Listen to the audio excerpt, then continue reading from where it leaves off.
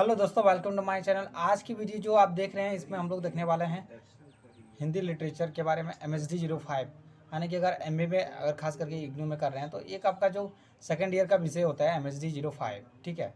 तो उस पेपर को आज हम लोग देखने वाले हैं।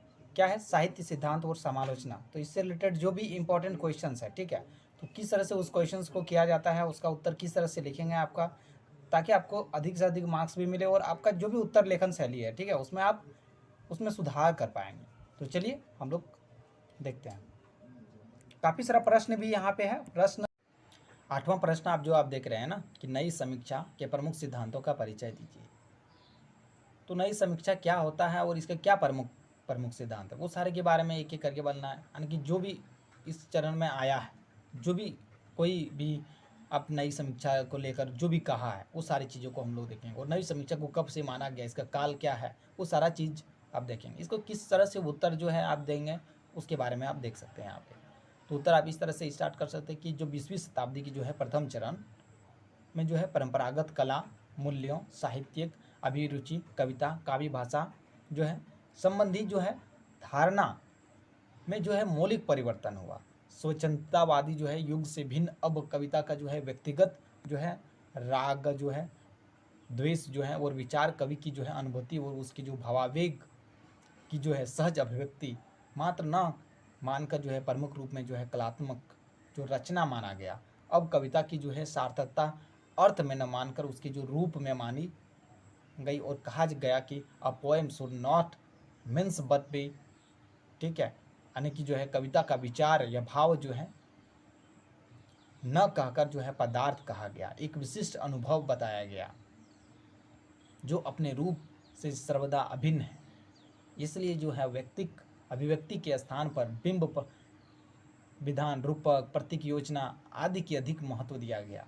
तो यहाँ पे देख रहे हैं किस तरह से नवी कविता जो है, नवी समीक्षा वाला सब जो हम लोग देखेंगे, उसके पहले यहाँ पे बता दिया थोड़ा सा इंट्रोडक्शन में कि क्या क्या लगभग चेंजेज हुए हैं। चलिए अब नवी समीक्षा शब्द का जो है सर्वप्रथम जो है ज्वेल जो है इंस्पार्गान ने सन 1911 में ईस्वी में प्रयोग किया था। और उसकी जो है परिभाषा देने का श्रेय जॉन क्रोरेंसम को जाता है। नई समीक्षा की जो अंतर सूत्र में 3 पूर्ववर्ती काव्य सिद्धांतों यानी कला के लिए जो है अभिव्यंजनावाद तथा बिंबवाद इसको में मिलते हैं। नई समीक्षा की यह जो मान्यता की कविता की अपनी जो स्वायत्तता सत्ता है, कला के लिए सिद्धांत की मेल खाती है। कविता उगती है विचार या भाव नहीं कि सूत्र जो है कौचरे एक जो यहाँ पे आता है, कौचरे की जो अभिव्यंजनावाद में मिल जाते हैं। यानी कि अभिव्यंजनावाद किसने दिया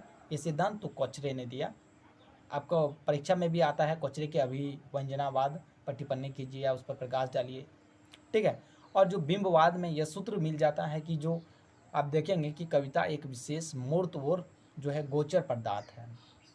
नई समीक्षा में जो व्यवहारिक जो है व्यवस्था, विश्लेषण पर अधिक बल देना, आलोचना का अर्थ मीमांसा बन जाना और आधुनिक भाषावद के प्रभाव का परिणाम है। तो नई समीक्षा में आधुनिक भाषा का किस तरह प्रभाव जो आया वो सारा चीज़ यहाँ पे दिखाया जा रहा है। नई समीक्षा जो है कृतिकार उसके युग परिवेश के महत्व न देकर कलाकृति को ही केंद्र में रखकर उसको आलोकित करती है, ठीक है। तो यहाँ पे क्या ज़्यादा महत्व देने लगा?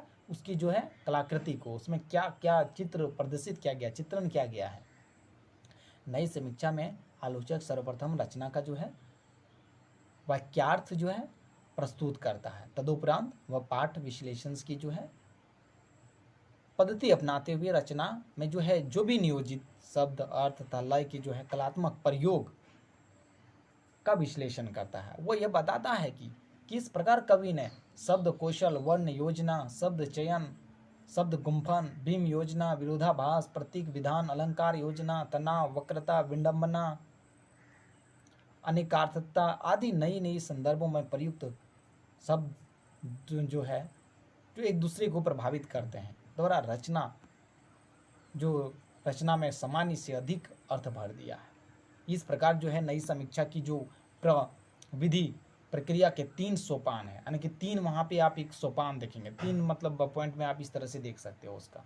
तीन पीढ़ी अगर मान सकते हो कि रचना का एक वाक्यार्थ प्रस्तुत करना, दूसरा क्या शब्द विधान की जो बारीकियों को दिखलाकर जो है कवि कौशल पर प्रकाश डालना, तीसरा क्या है शब्द विधान का अर्थ जो है विधान के साथ समन्वय करते हुए रचना के मूल अर्थ को प्राप्त करना। यानी कि तीन में यहाँ पे पहला मैं तो बता दिया कि रचना का वाक्यार्थ प्रस्तुत करना, दूसरा मैं बता दिया शब्द विधान की बारीकियों को दिखलाकर कवि कौशल पर प्रकाश डालता है, और तीसरा में क्या करता है शब्द विधान का जो अर्थ है विधान के साथ समन्वय करते हुए, ठीक है, यानी कि उसमें समन्वय दोनों में मेल जोल कराकर मूल अर्थ बताने का कोशिश करता है। जैसे यहाँ पे एक उदाहरण देखिए कि राम की शक्ति पूजा जो है से एक उदाहरण लिया गया है कि उस और शक्ति शिव की जो 10 स्कंद पूजित, इस और रुद्र वंदन जो रघुनंदन कुंजित, करे को ग्रस्त समस्त व्याम्बक कपि बढ़ा अटल, लक महानास शिव अचल हुए क्षण भर चंचल। ठीक है, तो ये जो पंक्तियां आप देखें, ठीक है, ये चीज़ आपको ये सारा चीज़ को यहाँ पे क्लियर करता है ना। नई समीक्षा में पहले आलोचक जो है इन पंक्तियों का जो है वाक्यार्थ प्रस्तुत करते हुए यह बतलाएगा कि किस प्रकार रावण की जो है तमसिक, रावण में एक मतलब ज़्यादा भयंकर तमसिक शक्ति, और जो हनुमान जो है ना, कि जो सात्विक शक्ति के बीच संघर्ष हुआ है। हनुमान के पक्ष जो है धर थे राम, और रावण की पीठ पर शिव थे, है ना। रावण के पीछे कहने मतलब शिव, यानी राम के पीछे कौन, हनुमान। वस्तु वह संघर्ष हनुमान रावण के बीच न होकर तामसी और सात्विक शक्तियों के बीच था, यानी कि सच और झूठ के बीच, है ना। हनुमान का पक्ष प्रबल था क्योंकि वह सत्य का पक्ष था, ठीक है, हनुमान नहीं। यहाँ पे ज़्यादा महत्व दिया गया है कि पक्ष किया है, ठीक है। अब नई समीक्षा की जो प्रमुख प्रवृत्तियाँ और शक्तियाँ क्या था, तो यहाँ पे पॉइंट वाइज बताया गया है, ठीक है।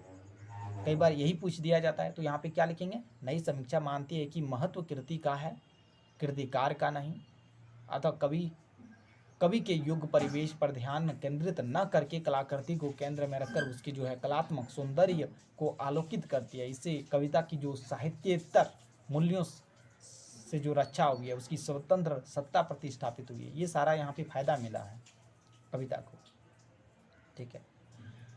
दूसरा क्या है, वह कविता के साधन जो है सघन विस्तृत विश्लेषण, पाठ विश्लेषण पर बल देती है। इससे पता चल गया है कि कविता में भाषा प्रयोग का क्या महत्व है, वह अनेक कार्य करती है। तीसरा पॉइंट क्या है, वह साहित्येतर मानदंडों में जो निरपेक्ष रहकर कृति की आंतरिक शब्द चेतना जो है अन्वति संधति का विवेचन करती है। और नेक्स्ट क्या है, इसने सांस्कृतिक जो है परंपरा को नई ढंग से परिभाषित किया है, ठीक है। और क्या है, वह रचना को एक अखंड इकाई मानती है। कथ्य व रूप भाव पक्षों तथा कला पक्षों को खंड खंड करके नहीं देखती। वह मानती है कि कृति का सौंदर्य जो अंग अंग में नहीं, संपूर्णता ग्रहण करने में है। कविता में संबंध तत्व तथा रूप तत्व एकाकार अखंड रूप में निहित रहते हैं। तो इसको और एक पॉइंट यहाँ से भी आप निकाल सकते हैं, एक दूसरा पॉइंट कर सकते हैं कि कविता में जो है संवेद्य तत्व तथा रूप तत्व जो है एकाकार अखंड रूप में निहित रहते हैं, ठीक है। और पॉइंट क्या है, आधुनिक ज्ञान विज्ञान की जो अनेक शाखाओं में सहायता मिलती है, क्यों अनेक शाखाओं से भी मदद मिल जाता है कि उधर भी काव्य सृजन किया जा सकता है, उन शाखाओं में भी वो कविता को भाव या विचार न मानकर जो है विशिष्ट भाषिक संरचना मानती है। अनुभूति का जो है भीतरी बाहरी तनाव भाषा की खास ढंग से जो है झेलती और व्यतीत करती है। इस प्रकार आप देखते हैं कि जो नई समीक्षा ने परंपरागत आलोचना पद्धतियों का तीव्र विरोध करके ऐसा नया तेवर अपनाया कि साहित्यिक आलोचना के इस युग को जो है क्रांति का युग कहा जाने लगा। परंतु जो 1950 के बाद नई समीक्षा पद्धति की जो सीमाएं साफ दिखने लगती है कि इसमें भी कुछ न कमियां था, और मान लिया गया कि वह आलोचना पद्धति अपर्याप्त है, केवल रूप रचना मूलक आलोचना पद्धति से काम नहीं चल सकता। यानी कि जिस तरह से यहाँ पे इस नई समीक्षा वाला में मैंने क्या बोला कि कृति पर ध्यान दिया गया है, उसमें क्या किसने लिखा है उस पर ध्यान नहीं दिया जाता था नई समीक्षा वाला में, लेकिन सीमाएं 1950 के बाद में पता चलने लगा। इसमें क्या सीमाएं है, पहला तो यही देखिए, कोई भी अगर रचनाकार है, अगर रचना में क्या कौशल है उसकी तुलना में भी तो उसका कृतियाँ उसी प्रकार का होगा। ठीक है, क्या तत्व उसमें लिया गया वो तो बात की है ना। अगर उसमें क्वालिटी है लिखने वाले में तो वो एक अच्छे दर्जे की वो उसकी अपेक्षित है कि वो लिख सकते हैं।